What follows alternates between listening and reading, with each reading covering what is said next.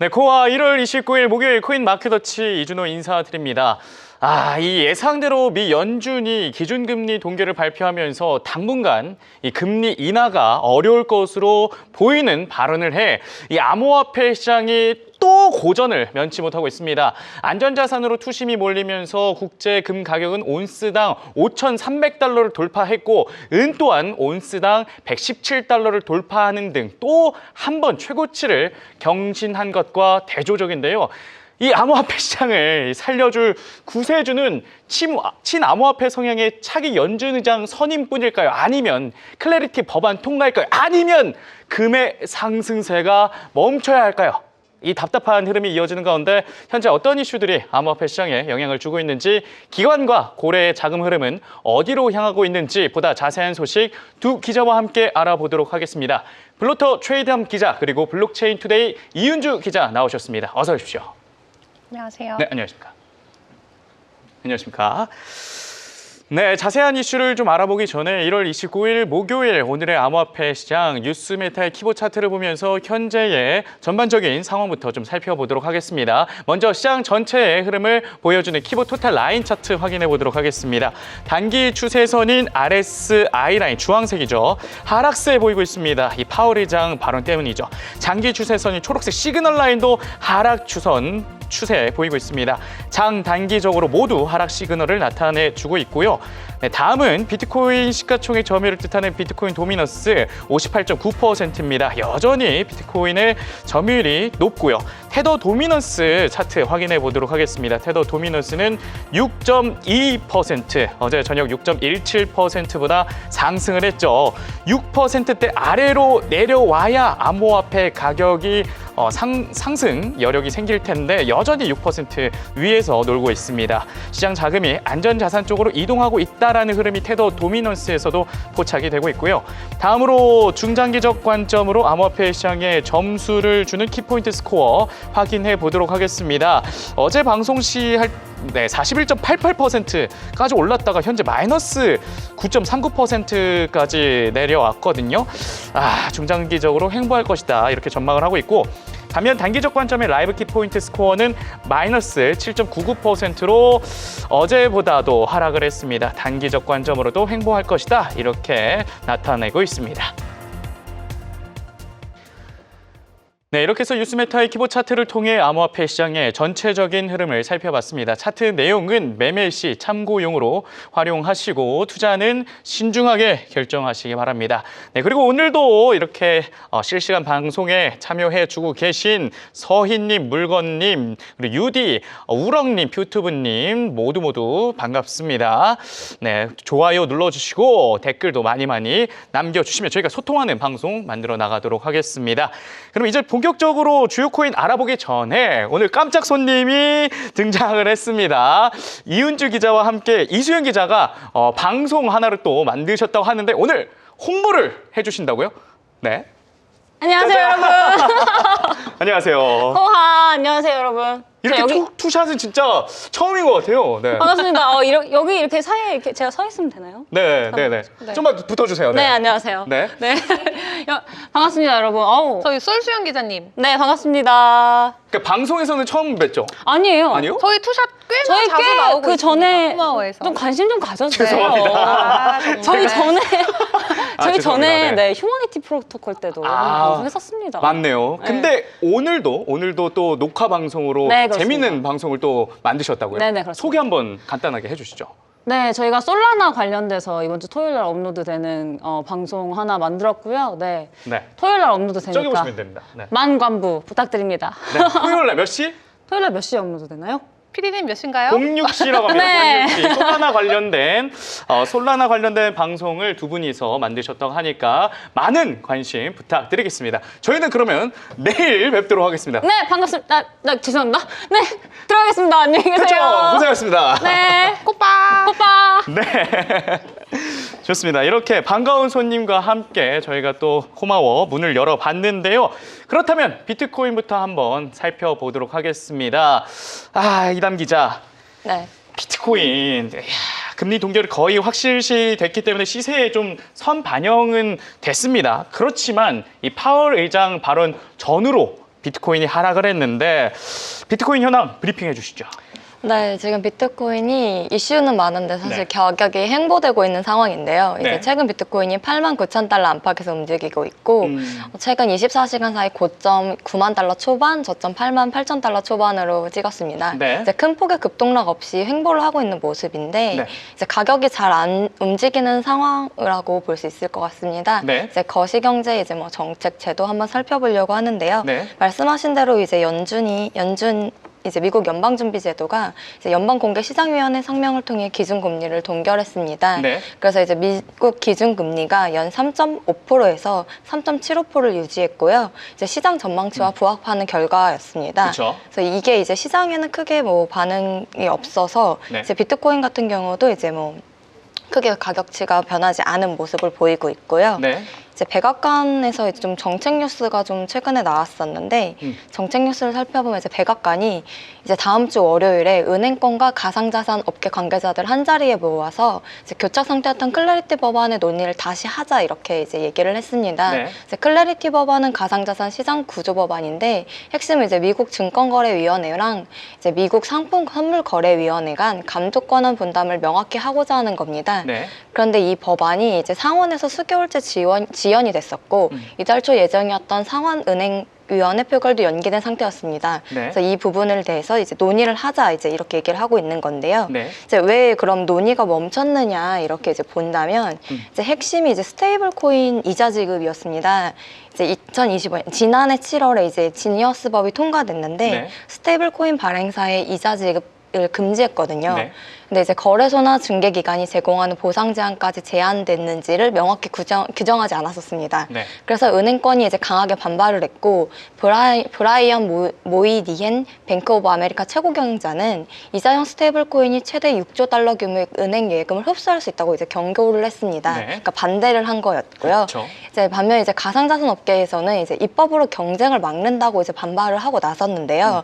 이제 브라이언 암스트롱 코인베이스 최고 경영자는 클라리티 법안을 지지를 이제 철회까지 하면서 나쁜 법안은 차라리 없는 게 낫다 이제 이렇게 말을 하기도 했습니다. 이제 업계에서 뭐 그렇다고 해서 완전히 다 반대를 하냐 뭐 이거는 아니고요. 이제 코인세터라든지 앤드리스 호로위츠, 뭐 디지털 체인버, 크라켄, 리플 같은 경우는 상원안에 대해서 여전히 지지하는 입장을 좀 유지는 하고 있는 상황입니다.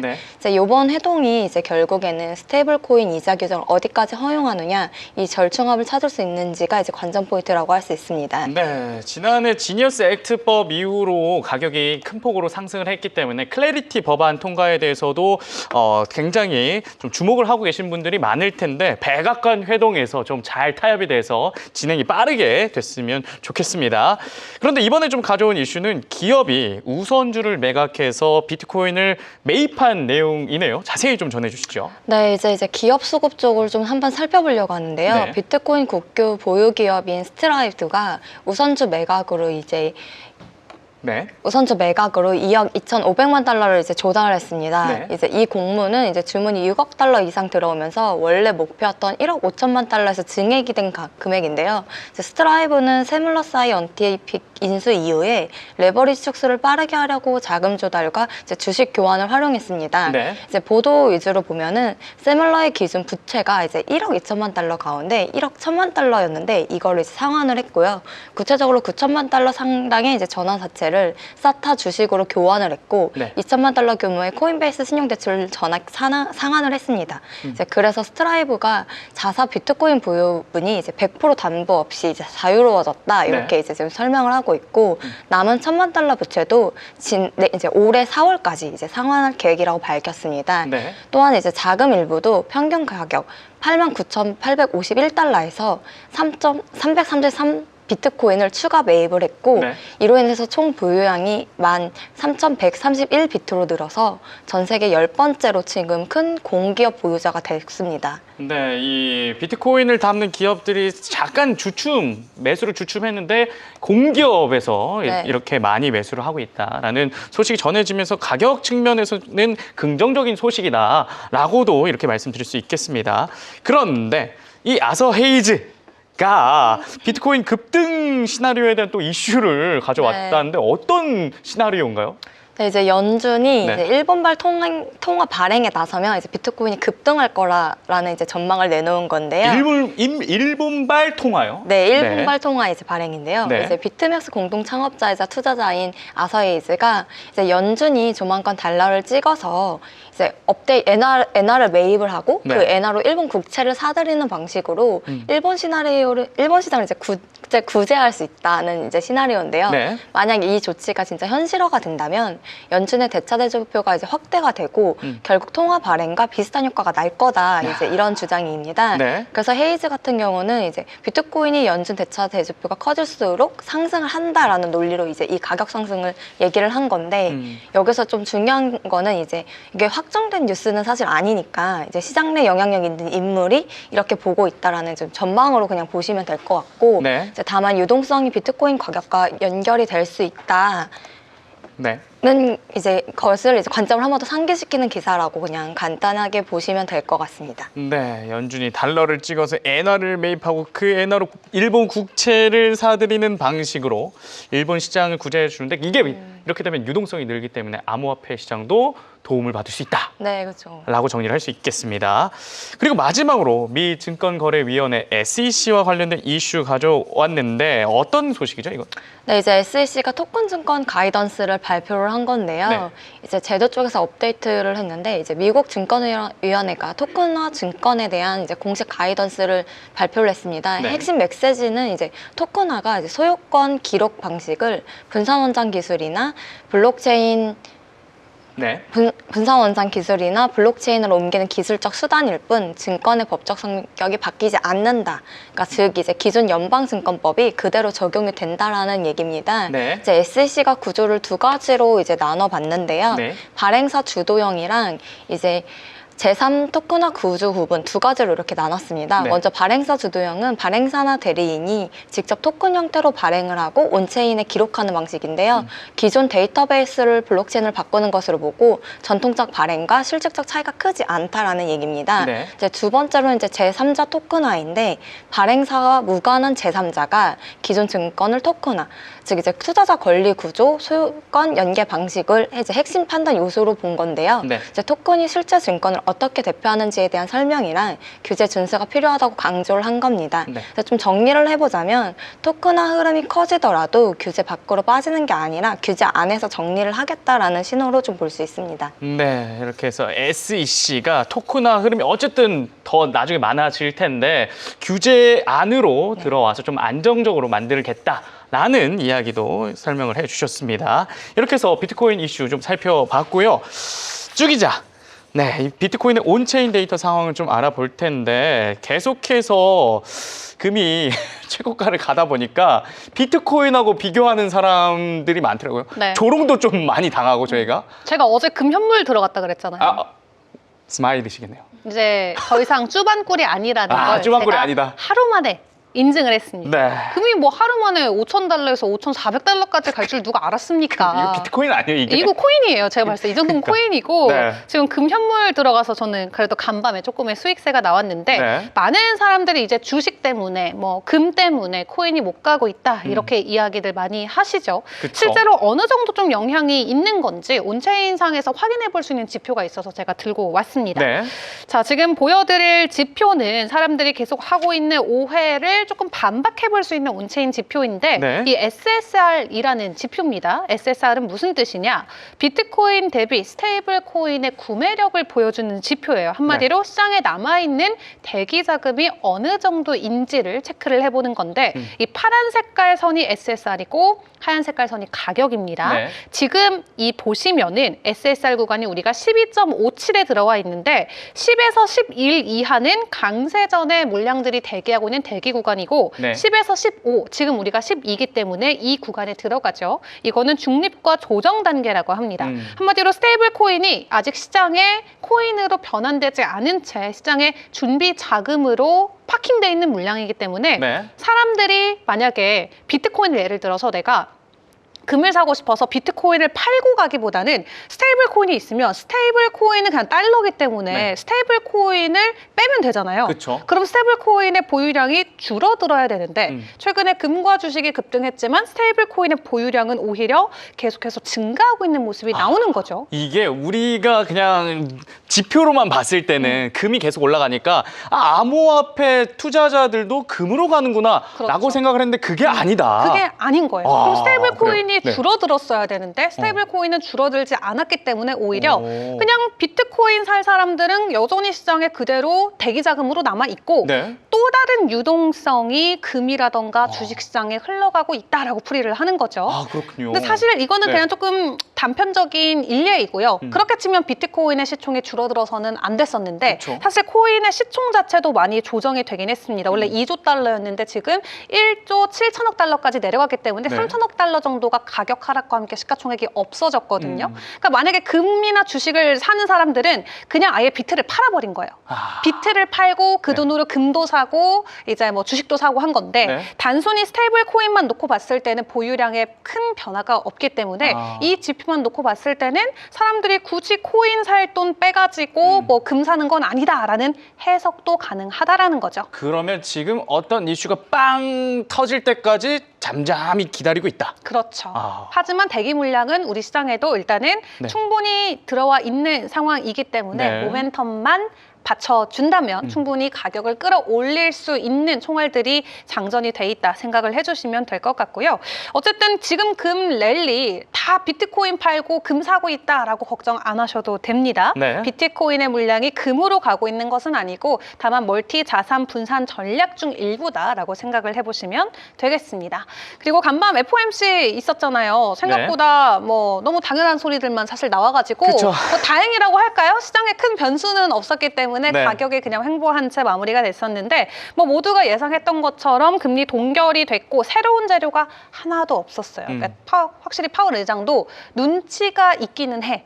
이제 그쵸, 시장 눈치. 내려올 때가 되니까 네. 사실 저는 내려올 때 돼서 이제 마지막 약간 지렁이도 딱 밟으면 꼰틀한다고. 트럼프가 하도 밟아대니까. 어차피 이제 그만둘 사람이니까 네. 마지막 발악할 수도 있잖아요. 그쵸. 그냥 약간 정말 미친 사람처럼 네. 에라 모르겠다 하고 금리 인상이다.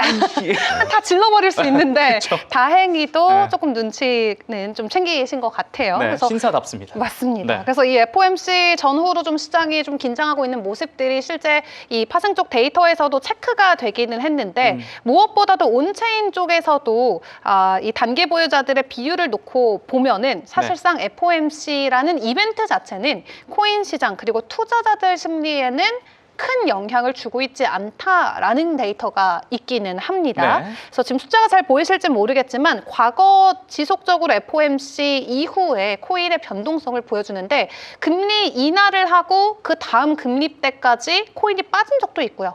금리 동결이 나오고 그 다음 금리 또 이제 결정할 때까지 네. 오히려 코인이 횡보했을 때도 있고 한마디로 이 FOMC의 결정과 실제 비트코인의 가격이 아무런 연관성이 없다라는 게 사실상 보여지고 있습니다. 네. 특히 단기 보유자들 같은 경우도 이 매수와 매도를 어떤 시점에 더 많이 하는지를 놓고 비교를 해보면 FOMC라는 이벤트랑은 사실 아무런 상관관계가 없는 것으로 나오고 있어서 네. 금리 인하한다고 우리는 이제 유동성 풀리니까 위험 자산에 선호십니다. 위험 자산으로 돈이 들어오니까 비트코인 가겠지 네. 해서 이제 상승의 시그널로 생각했지만 사실상 데이터상은 금리 인하는 상승이 아니다. 그 작년 좀 되새겨 보면 금리 인하는 그 마법의 단어 선반영이라고 선반영, 해서 맞습니다. 떨어지더라고요 오히려. 맞아. 오히려 떨어지기도 하고요. 오히려 이슈 그냥- 소멸이 되기 때문에 선반영이 됐었던 적도 있었고. 오히려 CPI나 그런 고용 지표가 금리 인하 시그널을 나타낼 때 오르고. 맞습니다. 그래서 그렇군요. 사실 FOMC가 네. 있어서 우리도 뭐 지난주부터 FOMC 뭐 파월 발언 여러분 주목하세요 했지만 네. 아무 일도 일어나지 않았고 과거 데이터를 놓고 보더라도 네. 아무런 상관관계가 없는 없었다. 이벤트다. 그리고 앵커님 아주 명확하게 짚어주셨지만 하지만 네. 오히려 그런 개별 경제 데이터들이 시장에 주는 충격과 변동성이 훨씬 더 클 수 있다라는 거 다시 네. 한번 저도 체감을 했던 것 같습니다. 네. 그래서 앞으로 이제 시장 안에 껴있는 레버리지 정상화 여부라던가 매도 압력이 감소되고 유동성이 회복되는지에 대한 부분들을 체크하시면서 비트코인의 가격 향방을 좀 체크해 보시는 게 더 좋을 것 같고 네. 단기 보유자들 같은 경우는 FOMC 전후로 큰 변화가 없는 게 나타났는데 최근에 장기 보유자들의 공급량 변화에는 어떤 차이가 있는지도 좀 체크를 해볼 필요가 있겠습니다. 여기서 이야기하는 장기 보유자란 155일 이상 그러니까 굉장히 반년 이상은 비트코인을 홀딩하는 주체들을 의미를 하는데 네. 지금 보면은 맨 끝에 작긴 하지만 초록 색깔로 좀 찔끔 올라와 있거든요. 아, 그러네요. 이게 지금 장기 보유자들이 매도하는지 매수하는지를 보여주는 차트인데 장기 보유자들이 작년 12월부터 해서 1월까지 지금 2달 동안 매수 주체로 바뀐 모습을 차트를 통해서 체크를 해볼 수가 있겠습니다. 네. 그렇기 때문에 장기 관점에서 긍정적인 전환의 신호로 체크를 해볼 수가 있겠고요. 또 바이낸스 안에서 최근에 물량을 이체하는 주체들을 보니까 대부분 1주에서 한 달 동안만 비트코인을 보유했던 주체자들, 아. 숏텀 홀더들이죠. 네. 그러니까 단기적으로 보유한 사람들은 최근에 거래소로 물량을 입금해서 어떻게 보면은 조금이라도 차익 실현을 좀 노리려는 움직임을 보여주고 있지만 네. 앞에서 본 것처럼 장기 보유자들이 아예 지난달부터 매수 주체로 전환이 되어졌기 때문에 지금부터 또 우리가 지금 지나고 있는 이 구간이 어떻게 보면 장기 관점에서는 바닷가의 구간이다라고 풀이를 좀 해볼 수가 있겠습니다. 네. 그래서 어느 정도 손바뀜이 일어나고 있는 현상인데 늘 이야기하듯이 이 손바뀜의 끝이 오는 시점이 또 다시 한번 강한 가격 상승으로 이어질 수 있기 때문에 네. 수급 주체에 대한 동향들도 계속해서 파악을 해보시면 좋겠습니다. 네. 자, 그리고 기술적 관점에서의 내용들도 좀 전해드리도록 할 텐데 비트코인 오늘 87,000달러 선까지 지금 다시 한번 밀리고 있습니다. 주간 단위로도 2% 정도의 조정이 나오고 있는데요. 네. 우리가 가장 중요하게 봐야 되는 건 91,700달러를 돌파해 줄지에 대한 여부입니다. 그리고 하단으로 놓고 봤을 때는 84,000달러 부근에 또 주요 유동성이 대거 밀집돼 있다라고 하는데 그 말인즉슨 84,000달러 부근에 가까워지면은 가격이 훨씬 더 큰 출렁임을 보일 수 있다라는 거여서 네. 지금 구간에서 우리가 87,000까지 내려왔지만 추가 하락보다는 97,000에 대한 좀 도전으로 이어가주면 좋겠다라는 생각입니다. 지금 87,000에서 89,000 사이의 횡보세가 계속 이어지고 있는데 네. 9만 달러 돌파하고 안착해주는지 만약에 이거 가능하면은 그 다음에 95,000이 첫 번째 목표가가 될 수가 있겠고요. 그 뒤로는 다시 한번 10만 달러까지의 상승도 가능하다라는 기술적인 분석이 나오고 있습니다. 네. 다만 돌파가 실패되면은 86,000달러 그 이하로 84,000달러까지 조정이 가능한데 앞에서 보여드렸던 것처럼 주요 유동성이 지금 84,000달러에 많이 밀집돼 있어서 86,000 뚫리고 84,000 가면은 여기서 오히려 한 차례 더 크게 꺼질 수 있는 가능성이 열려 있다라는 거 네. 체크를 해보시는 게 좋겠습니다. 네, 새로운 저항선 9만 달러입니다. 이 9만 달러를 잘 뚫어줘야 암호화폐 시장 전반적으로 좀 개선이 될 것이다. 이런 전망 말씀해 주셨는데 오늘도 물건님께서 슈퍼챗 7,500원을 쏴주셨습니다. 금 따위는 은주 기자님 앞에서 그저 똥덩어리다 라는 멘트를 날려주시면서 슈퍼챗 쏴주셨는데요. 저희가 근데 이 슈퍼챗이 저희한테 안 온다 라는 이야기를 방송에서 했잖아요. 네. 그래서 어떤 시청자분께서 우리한테 커피라도 사주라 했는데 진짜 국장님께서 커피를 기자님과 우리 스태프님들께 다 쏴주셨습니다. 그래서 여러분의 성원 덕분에 저희가 또 이런 호사를 누릴 수 있다라는 점 다시 한번 감사드립니다. 또 물건님 이렇게 말씀하고 있는 와중에도 7,500원 쏴주셨는데 대단히 감사합니다. 자, 이렇게 해서 비트코인 저희가 좀 살펴봤고요.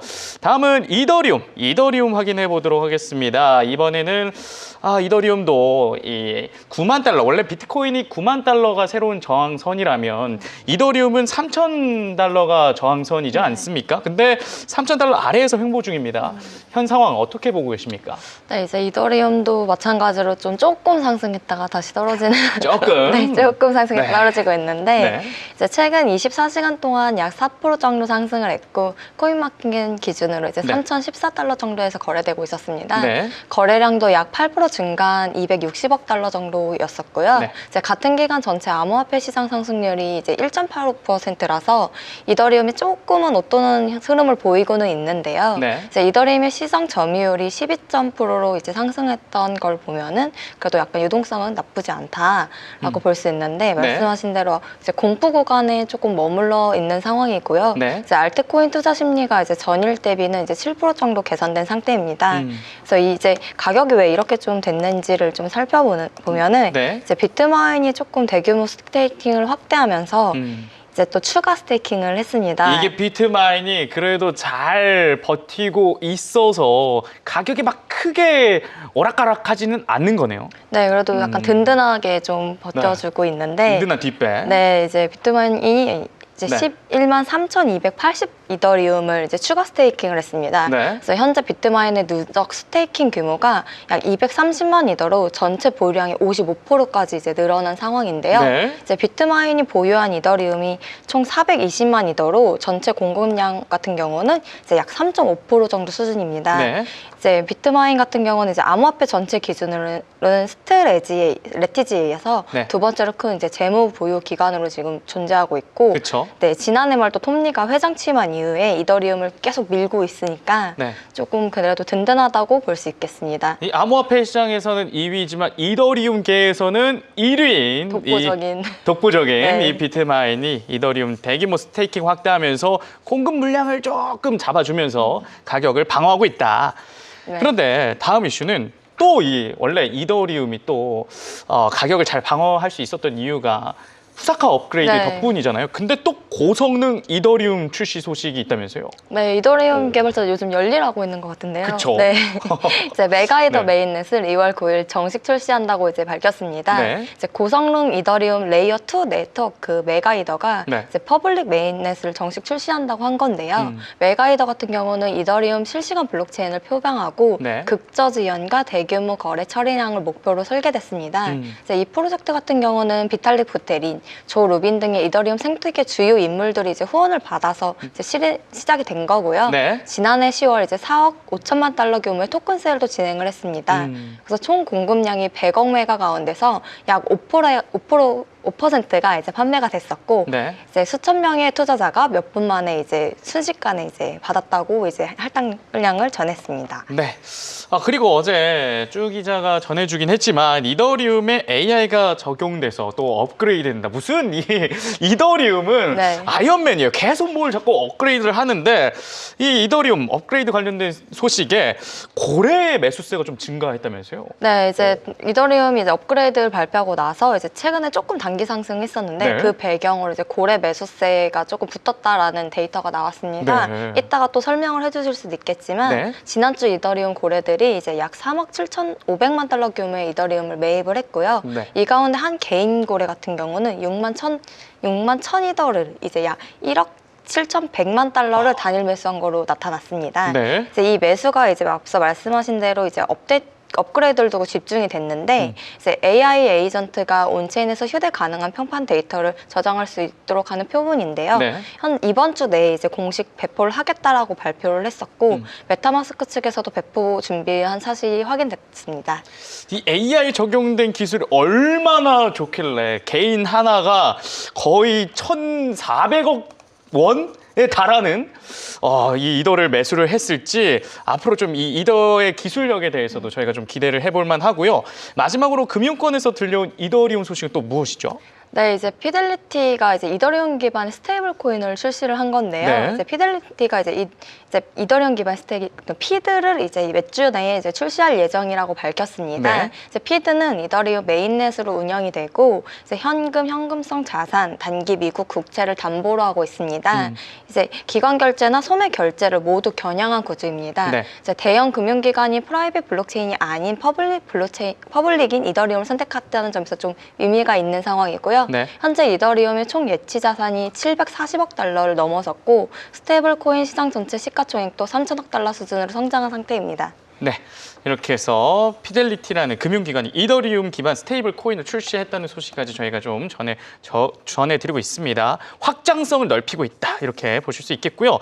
주 기자, 이더리움의 온체인 데이터 상황 좀 살펴볼 텐데 이 테더의 움직임이 좀 심상치 않다고요. 어제도 금을 막 테더가 사고 있다 이런 얘기를 전해주셨는데 어떤 내용인가요 오늘은? 네, 테더 같은 경우는 암호화폐 전체 시가총액 중에 3위권에 위치를 할 만큼 엄청난 이 규모를 보여주고 있는 자산 중에 하나죠. 근데 최근에 관측된 좀 두 가지의 신호가 있는데 첫 번째는 테더의 활성 주소가 30만 개를 사상 최초로 돌파했다라는 겁니다. 그러니까 최소 30만 명이 테더, 이 USDT를 보유하고 있다라는 거고요. 그리고 핵심 조합으로만 놓고 봤을 때는 활성 주소가 이렇게 올라가면은 거래소 안에서 물량도 계속 증가를 해야 되는데 이 주소 수는 많아지는데 거래소 안에서 유출량도 굉장히 가팔라지고 있다라고 해요. 그 말은 무슨 말이냐면 누군가는 스테이블 코인을 그냥 거래소에 가만히 두는 게 아니라 이거를 빼가지고 디파이라던가 아니면 개인 지갑이나 수압이나 파밍 쪽으로 적극적으로 사용하고 있다라는 건데 이게 뭐 단기적으로는 뭐 공포로 해석될 여지는 전혀 없을 것 같고 좀 유동성은 여전히 살아있다라는 측면에서 이 테더의 주소가 어쨌든 ERC, 이더리움을 기반으로 하고 있다는 것을 생각을 해봤을 때 이더리움 네트워크에는 당연히 긍정적인 소식으로 일단 체크를 해볼 수가 있겠습니다. 그리고 차트적인 관점에서는 지금 이더리움도 뭐 비트코인 못지않게 답답한 횡보장을 계속 이어가고 있는 상황이죠. 2,900달러 선을 현재 지나가고 있는데 2,800에서 900달러 사이의 박스권이 지금 몇 주째 이어지고 있습니다. 다만 단기적으로는 좀 추가 하락에 대한 가능성도 나타나고는 있어요. 가장 중요한 건 2,920달러의 지지를 받고 또 3,000달러를 돌파해 줄 수 있을지에 대한 여부인데 3,000달러만 회복이 된다면 3,150달러까지의 단기 상승도 가능성은 열려 있다라고 하니까 체크를 해보시면 좋을 것 같고 다만 하락에 대한 시나리오도 있기는 합니다. 2,840달러의 지지가 나와주지 않는다면 추가 하락이 2,600달러 선까지 열려 있어서 단기적으로 하방에 대한 가능성도 열려 있다라는 거 체크를 해보시는 게 좋겠습니다. 다만 여기서 중요한 건 바로 다음 이슈가 될 것 같은데요. 이더리움 반년 안으로 4배 간다. 6개월 안에 4배 간다. 금 부럽지 않습니다. 제가 어제 말씀드렸죠. 금 현물 샀지만 그거 10배 이상으로 이더리움 샀다고 현물로. 그렇죠. 네. 근데 이더리움 차트가 지금 과거 패턴이랑 비교를 해봤을 때 4배는 충분히 갈 수 있는 구간에 들어왔다라는 분석 글들이 올라오고 있습니다. 진짜요? 8년 전 동일한 장기 축적의 구조와 지금의 구조가 상당히 흡사하다라는 게 애널리스트들의 주장인데 그 당시에도 이더리움이 가격 횡보가 이어지면서 사람들의 관심을 못 받고 있을 때였어요. 그때 가격 56달러였고요. 8년 전에. 그게 1,151달러까지 무려 20배가 단기 상승하는 엄청난 저력을 보여줬었습니다. 근데 그 당시 차트와 지금 차트가 상당히 높은 유사성을 보여주고 있다는 거고 다만 그때는 지금 코인 시장이랑 완전히 다른 시장이어서 뭐 이더리움이 20배나 갈 수 있었지만 사실 지금 20배 가는 거는 미친 소리죠. 그거는 말도 안 되는 소리고 지금 정말 현실적으로 우리가 어느 정도의 상승을 기다려볼 수 있을까라고 했을 때 전문가들은 3배에서 4배는 그래도 갈 수 있을 것이다라고 이야기를 하는 거예요. 3배에서 4배. 사이클적으로 가격은 배수 측면에서 그때는 이제 20배고 지금은 4배여서 훨씬 더 적은 것처럼 보여지지만 사이클적으로 훨씬 더 강력할 수 있다라고 주장하는 그 배경 중에 여러 가지들이 있는데 첫 번째로는 지금의 이 횡보장이 계속해서 축적적으로 장기화되고 있잖아요. 지금 이 가격이 5년, 6년 전 가격이라고 매번 말씀드리죠. 그렇기 때문에 그것 동안 그 기간 동안 사실 큰 그림에서 박스권 횡보를 한 거예요. 이더리움이 몇 년을. 엄청 오랜 기간을. 그렇기 때문에 이 축적 기간이 장기화되면서 이제 뭐 리또속을 넘어서 이또속.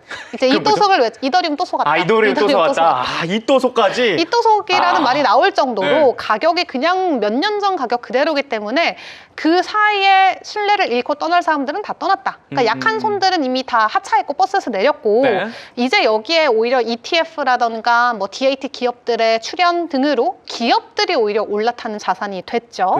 그리고 저희가 온체인상 살펴볼 때 몇 번 보여드렸었는데 거래소 안에서 지금 이더리움의 비중이 최저라 그랬잖아요. 거래소 안에 물량은 없어.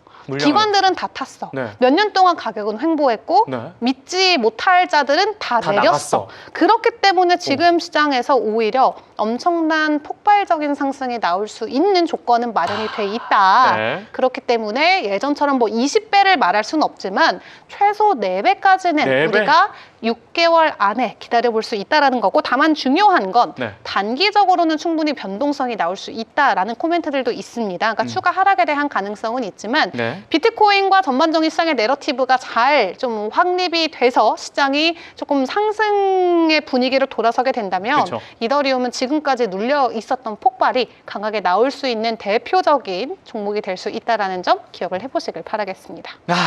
그러니까요. 지금 이 암호화폐 시장을 보면 오뚜기 같아요. 오뚜기. 넘어졌다 다시 일어났다 넘어졌다 일어났다 발사가 안 되는 그런 오뚜기 같은데, 사실 우리 코스닥도 작년에 그러지 않았습니까? 얼마나 무실당했습니까? 코스피 코스닥. 제가 뭐 작년에 네.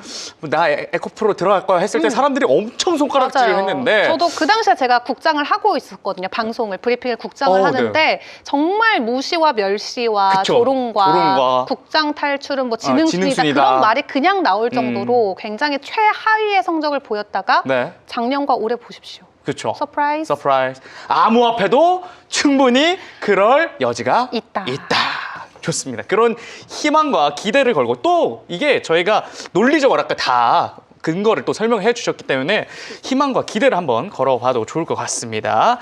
자, 이렇게 해서 이더리움 좀 살펴봤는데요. 현재 234분의 시청자분 함께하고 계십니다. 좋아요 한 번만 눌러주시면 대단히 감사하겠고, 우리도 한번 이 암호화폐도 또 한번 돈 벌어보자 라고 염원하시는 분들 좋아요 꼭꼭꼭 눌러주시기 바랍니다. 안 누르시면 여기까지. 자, 이렇게 해서 이더리움 살펴봤고, 네, 다음으로는 리플 한번 살펴봐야겠죠. 저는 개인적으로 리플을 2배 좋아하기 때문에 리플이 더 많이 갔으면 좋겠는데 리플이 전혀 움직일 기미조차 보이지 않습니다. 어떤 일 때문이죠? 네, 이제 리플이 좀 전반적으로 하락하는 추세를 좀 보이고 있는데요.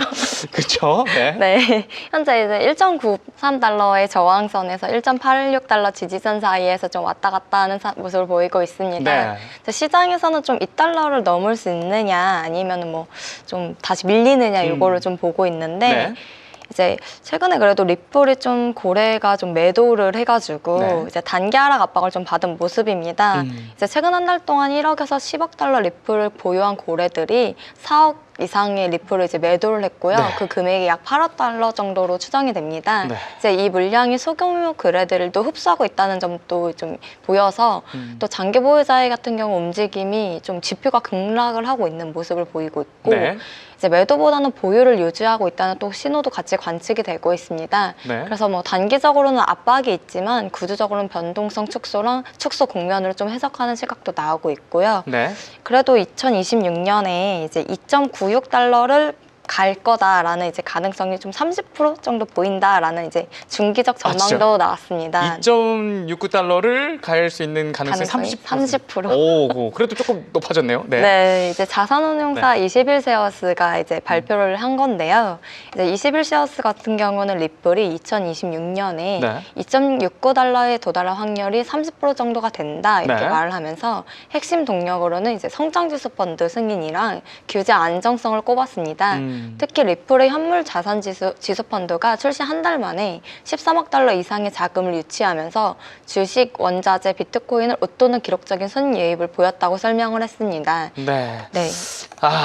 이대로만 가면 올해 그래도 2달러를 넘어서 좀 가격 회복이 일어날 수 있다라는 걸 설명을 해주셨는데, 그런데 리플이 기업용 인프라로 좀 확장하려는 움직임이 있다면서요? 리플 트레저리 출시, 이건 어떤 소식이죠? 네, 이제 좀 사업적 움직임이 좀 확대되고 있는 모습을 보이겠는데요. 리플 자회사 이제 지트레저리가 기업용 디지털 자산 관리 플랫폼인 리플 트레저리를 공식 출시했습니다. 이제 이 플랫폼 같은 경우에는 기존 재무 기능에 디지털 자산 인프라를 결합해서 현금과 유동성 관리를 좀 자동화하고 인공지능 기반 예측 분석과 실시간 대조 기능을 제공하는 건데요.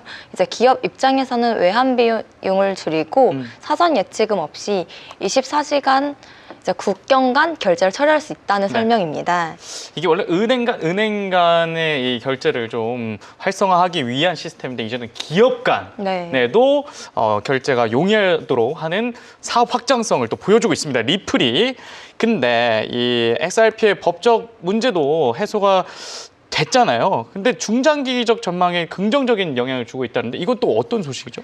네, 이제 리플이 이제 중장기 좀 불확실성을 완화를 했다 이렇게 좀 보고 있는데요. 네. 21세어스가 이제 리플이 토큰화스 금융 환경에서 중립적인 정상 계층으로 자리를 잡고 있다 이렇게 평가를 한 겁니다. 네. 이제 스테이블 코인 RUSD도 언급을 했는데 네. RUSD 시가총액이 1년 만에 7,200만 달러에서 13억 8천만 달러로 급증하면서 기관 담보 자산으로 주목을 받고 있는 상황입니다. 네. 이제 여기에 더해서 이제 미 연방 항소법원 제9순회제가 이제 과거 리플 관련 증권법 소송에 대해서 제소 기간이 이미 지났다는 판단도 재확인을 했습니다. 네. 그래서 리플이 2012년에서 2013년 당시에 이제 이미 공개가 제공됐다고 보면서 이후 물량이 새로운 증권 제한이라는 주장도 받아들여지지 않았었는데 당시에는 네. 이제 이 판결로 인해서 법적 불확실성이 이제 한 단계 줄면서 좀 완화가 되고 있다 이렇게 볼 수 있습니다. 네, 이 법적 리스크도 줄어들면서 리플이 중장기적으로는 나쁘지 않을 것이다라는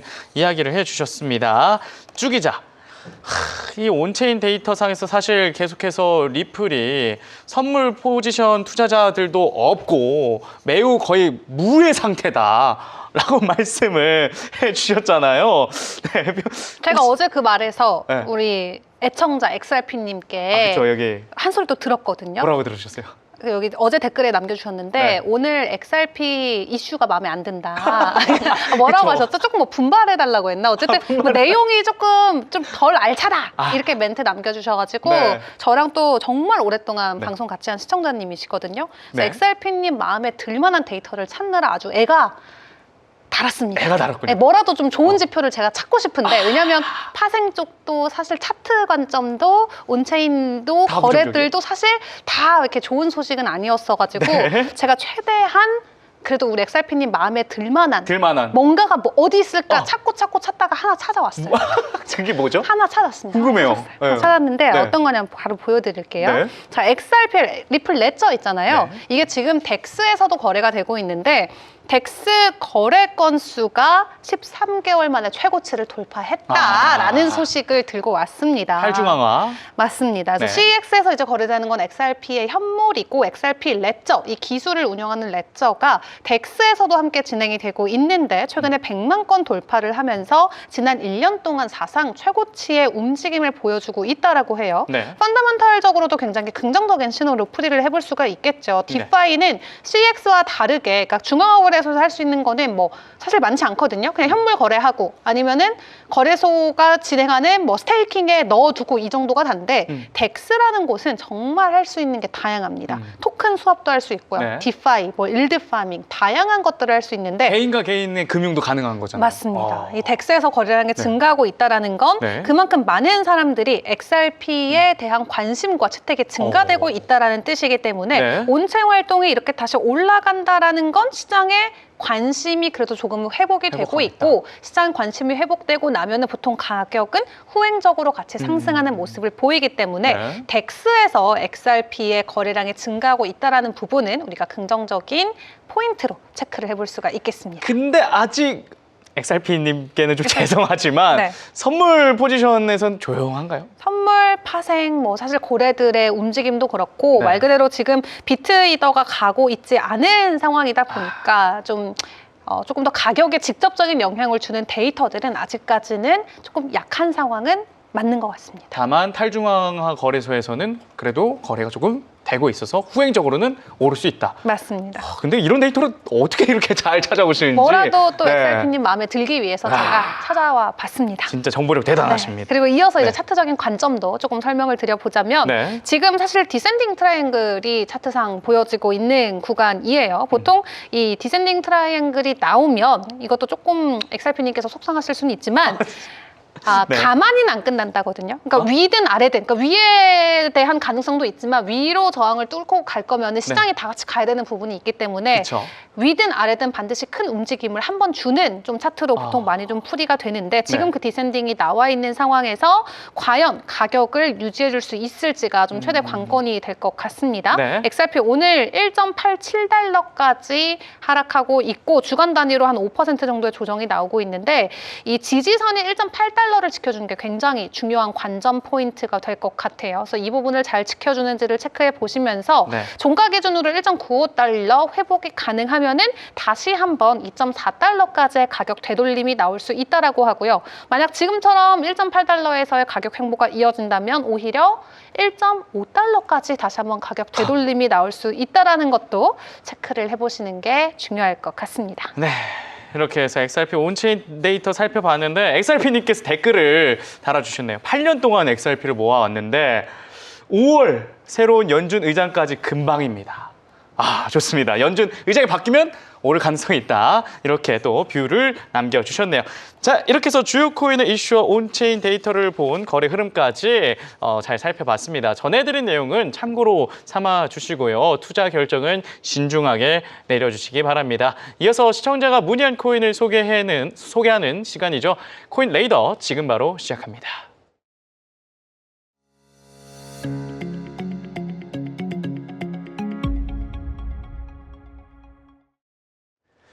네, 오늘 코인 레이더에 포착된 코인은 지켓입니다. 지난 월요일, 화요일에 20%나 상승을 했는데요. 365달러 선에서 거래되고 있는 모습. 이담 기자, 지켓씨와 관련해서 특별한 이슈가 있었나요?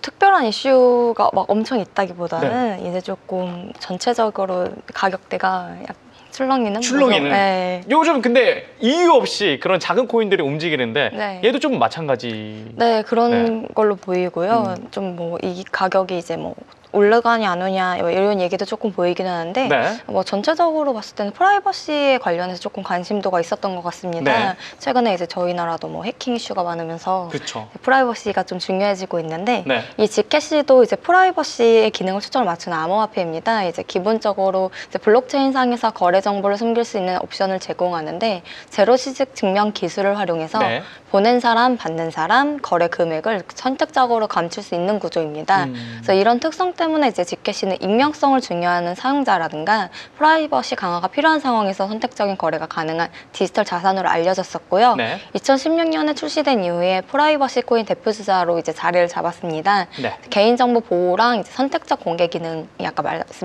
말씀드린 데 특징이었고, 네. 다만 이런 특징 때문에 이제 규제 환경에서는 좀 늘 민감한 코인으로 취급이 돼 왔었는데요. 네. 이제 현재 가격을 좀 보면은 최근 24시간 기준으로 360달러에서 360에서 380달러에 거래가 되고 있습니다. 네. 이제 원화로는 50만 원 초반대 정도인데 하락세가 조금 사실은 더 우세입니다.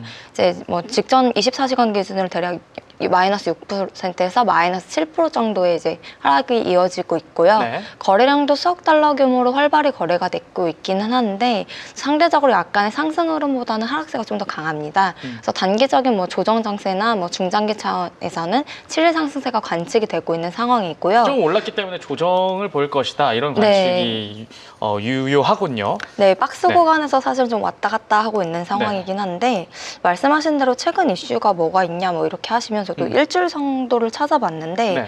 좀 급등을 잠깐 했는데 네. 이게 좀 특이적 요인이라는 이제 논란이 살짝 있었었고요. 투기적 요인이다. 네, 단기 투기 소요가 아니냐, 네. 뭐 이게 진짜 실사용 기반이냐, 좀 이런 의견이 나왔었는데 네.